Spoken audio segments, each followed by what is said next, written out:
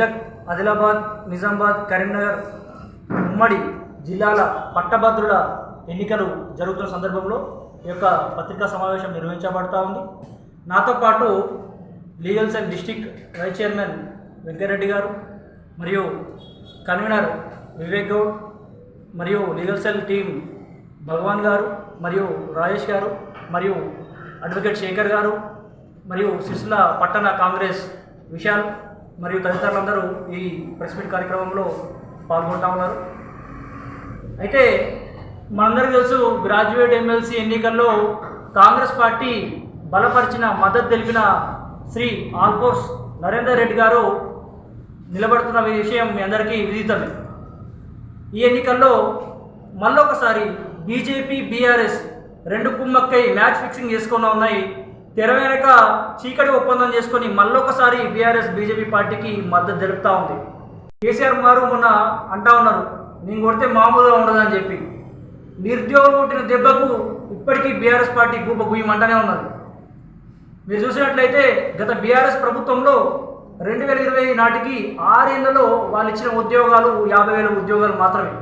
కానీ తెలంగాణ రాష్ట్రంలో కాంగ్రెస్ ప్రభుత్వం ఏర్పడ్డాక సంవత్సరంలోనే ఏడాదిలోనే 55,143 ఉద్యోగాల భర్తీకి ప్రకటనలు విడుదల చేసి పరీక్షలు కూడా నిర్వహించింది. ఈరోజు మీరు చూసుకున్నట్లయితే కేవలం 56 రోజుల్లోనే 11,000 టీచర్ ఉద్యోగాలను కాంగ్రెస్ ప్రభుత్వం భర్తీ చేసింది. సో ఇది నిరుద్యోగుల పట్ల కాంగ్రెస్ పార్టీకి ఉన్న నిబద్ధత. గత ప్రభుత్వంలో కాకతీయ యూనివర్సిటీలో పురుగుల మందు దాగి బోడ సునీల్ నాయక్ ఆత్మహత్య మొదలుకొని మన రాజన్న సిరిసిల్ల జిల్లాలో కొండ్రపేట మండలం వట్టిమల్ల గ్రామంలో ముచ్చర్ల మహేందర్ అనే యువకుడు కూడా ఆత్మహత్య చేసుకున్నాడు. ఆ విధంగా దాదాపు వందలాదిగా విద్యార్థులు గత ప్రభుత్వంలో ఉద్యోగాలు రాని కారణంగా ఆత్మహత్యలు చేసుకుంటే ఈరోజు తెలంగాణ ప్రభుత్వం వచ్చాక నిరుద్యోగులందరూ సంతోషం వ్యక్తం చేస్తూ ఉన్నారు. పోయిన బీఆర్ఎస్ ప్రభుత్వంలో నిరుద్యోగుల చావుడప్పులు మోగితే ఈరోజు కాంగ్రెస్ ప్రభుత్వంలో నిరుద్యోగులకు ఉద్యోగాలు పొంది ప్రతి ఇంట్లో పెళ్లి డబ్బులు మోగుతూ ఉన్నాయి. మనం అట్లే చూసుకున్నట్లయితే దావోస్ వరల్డ్ ఎకనామిక్ ఫోరంలో మన మంత్రివర్యులు దుద్దిల శ్రీధర్బాబు గారితో కలిసి సీఎం రేవంత్ రెడ్డి గారు 1,78,000 కోట్ల పెట్టుబడులను తీసుకొచ్చి దాదాపు 50,000 ప్రైవేటు ఉద్యోగాల సృష్టికి శ్రీకారం చుట్టారు.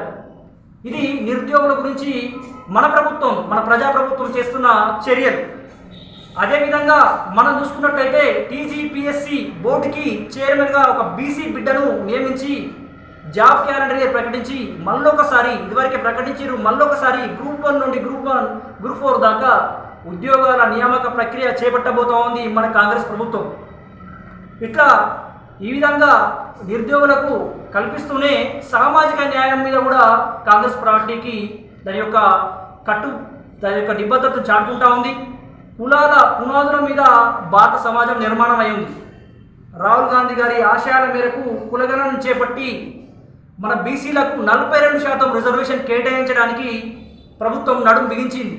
ఆ విధంగా మనము స్థానిక సంస్థల ఎన్నికల్ని పోస్ట్పోన్ చేయడం కూడా మనం గమనించవచ్చు. కాబట్టి కాంగ్రెస్ పార్టీతోటే సామాజిక న్యాయం జరుగుతుంది. కాంగ్రెస్ ప్రభుత్వం బీసీల పక్షపాతం తెలపడానికి ఇది సరిపోదా అని చెప్పి నేను ప్రజల్ని అడుగుతూ ఉన్నాను. ఒక పక్క సామాజిక న్యాయం, మరో పక్క సంక్షేమ పథకాలు, ఇంకో పక్క అభివృద్ధి. తెలంగాణ లోటు బడ్జెట్లో ఉన్నప్పటికీ కూడా సంక్షేమ పథకాలు అభివృద్ధి చూస్తూ ఓర్వలేక బీజేపీ పార్టీ, కేంద్ర ప్రభుత్వంలో ఉన్న బీజేపీ పార్టీ మొన్న బడ్జెట్లో మన రాష్ట్రానికి ఇచ్చింది గుండు సున్నా. మనం 8 మంది ఎంపీలను గెలిపి పార్లమెంటుకు పంపిస్తే వాళ్ళకు మన ఎంపీ కూడా తీసుకురాలి, నయా పైసా కూడా తీసుకురాలి. మరి అట్లాంటి బీజేపీ పార్టీకి మరొక ఎమ్మెల్సీ అభ్యర్థిని మనం ఇస్తే మరి వాళ్ళు ఇంటర్మీడియట్ విద్యార్థులకు అగ్నివీర్ అనే ఒక స్కీమ్ కింద వాళ్ళ ఇంటర్మీడియట్ విద్యార్థుల బంగారు భవిష్యత్తును బూడిదపాలు చేసినట్లు మళ్ళీ గ్రాడ్యుయేట్లను కూడా అగ్నికి ఆహుతి చేసే ప్రమాదం ఉంది. కాబట్టి గ్రాడ్యుయేట్లను కోరుతా ఉన్నా, ఓన్లీ కాంగ్రెస్ పార్టీ మాత్రమే నిరుద్యోగుల పక్షపాతి, వాళ్ళు మన జీవితాలను ఆగం చేసే పరిస్థితి ఉంటుంది. కాబట్టి అందరూ కాంగ్రెస్ పార్టీ ఎమ్మెల్యే అభ్యర్థికి ఓటు చేయాలని చెప్పి నేను మనవి చేస్తా ఉన్నాను.